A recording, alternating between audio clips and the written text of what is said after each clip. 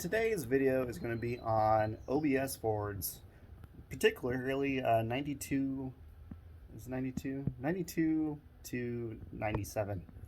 So today we are going to be putting the 2040 splits, the buckets with the third C in the middle with the cup holders into my single cab Ford. Because it has bench seat in it right now. Bench seat's really nice shape, but I want the cup holders because, again, it's manual, and you know it's kind of hard shifting with putting your foot in the clutch with a drink between your legs. First world problems. Anyways, let's show you what's going on. Alright, so like I said, these seats, I took this all apart because I painted the bracket, and I was trying to attempt to clean the seats. Excuse the messy garage. Anyways, so these seats were bolt right to here, to this bracket here with the seat belts. And there's actually a wire here that plugs into the seats for the lumber, electric lumber on them. Now let's go over to the Ford, and of course I'm in Oregon, and you know it's typical springtime where it's sunny during the week but rainy during the weekend when you want to do shit.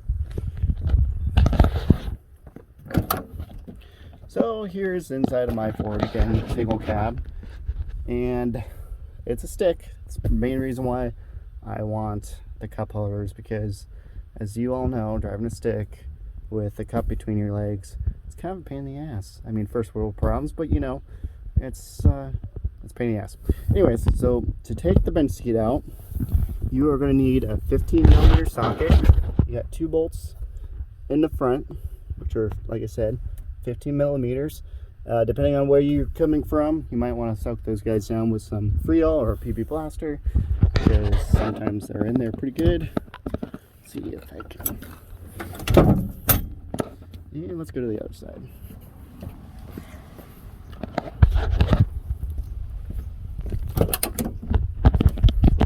Of course, freaking rain.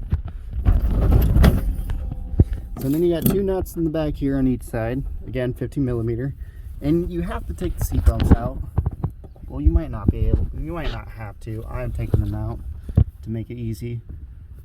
So that's a Torx bit for the seat belts. Again, soak them if you need to.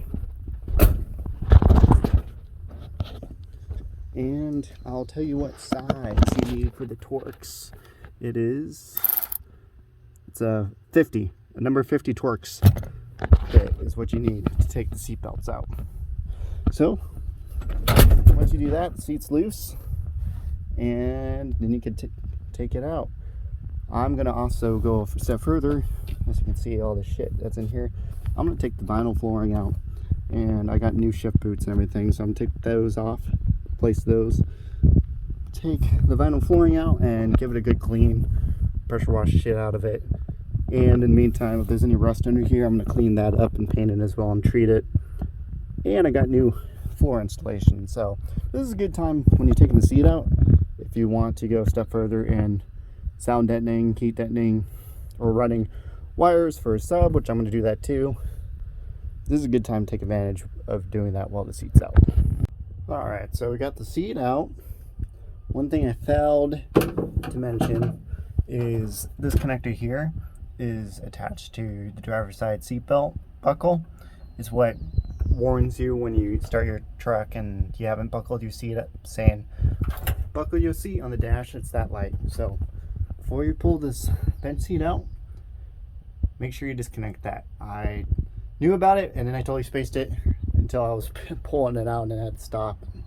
Yeah, so make sure you do that.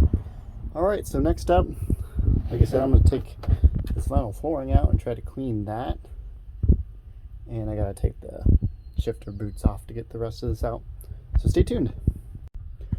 Alright, so take the shifter off, and I'm going to take the four-wheel drive shifter off to get the vinyl flooring out. You have to take 4 screws out that go around it, and then this bezel comes loose, and then you just gotta go underneath and loosen where it connects to the transfer case. Here you got 2 Torx bits here that hold the shifter on to the transmission, and this has 4 screws as well. You got to take off first, and you manage to peel this back far enough to get these Torx, which are a metric, or it's a Torx number 45 to get these out. I believe it's 45. No, 40. Sorry, it's number 40. Now, as you can see, they have Loctite on them, so be prepared if this shifter has never been out of the truck. They're gonna be a royal bitch. So make sure you have a good quality Torx bit in there, and you get it nice and secured in there so you don't strip her out pulling these out. Because as you all know, I'm sure, Torx suck. They strip easily. So make sure you get that Torx bit all the way in there, and you have a good grip on it before you actually go to take it off. And you know, there might be a way to get the shift bit poop to separate from here and push all the way up to get at these better. I would recommend it. I was able to pull this back far enough to actually get at it. Alright, now on to going underneath to pull that guy. Alright, so we got the vinyl flooring out, and the good news is, look at this. It's pretty solid. The floor is really good shape. Little surface rust over there, but not too bad. We're going to clean this up, vacuum out real good, spray some degreaser on the floor, and probably wire brush some of this rust.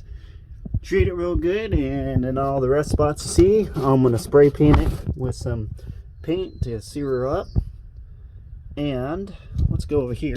This is kind of vacuum out this, you know, all this dirt and stuff. Ugh, hopefully that's not all rusted out underneath there.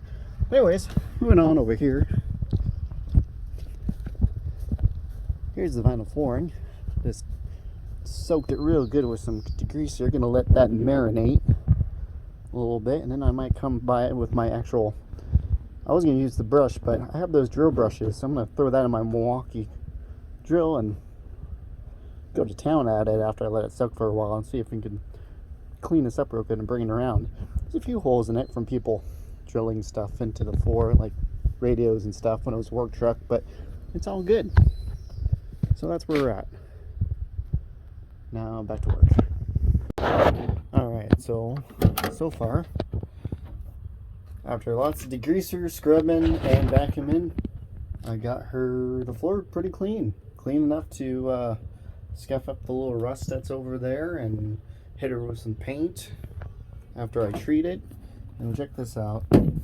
All these, you saw how much dirt and sand and mud and stuff was in here. But cleaned her all out, vacuumed it, and scrubbed the hell out of it, and everything's solid. This floor is mint for the most part. No holes so far. Like I said, just some surface rust over there, so we'll knock the loose stuff off and hit it with some Oswald or some sort of rust treatment. Haven't decided yet, and paint her up, and then can put it all back together after I put the sound deadening stuff down. And here's the vinyl floor after lots of degreaser and scrubbing. Looks like I got hit it a couple more times in a couple more spots, but pretty happy with how she's cleaning up.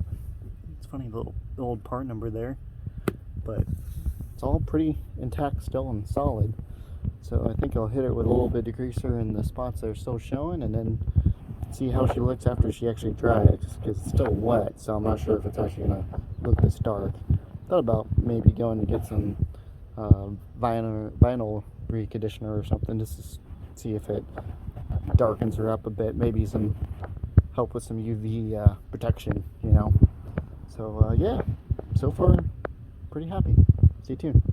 By the way, I am not affiliated with Milwaukee or a representative or anything or getting paid for this, but I just want to let you guys know this Milwaukee little vacuum that I bought, freaking awesome. I love it. Portable, just takes a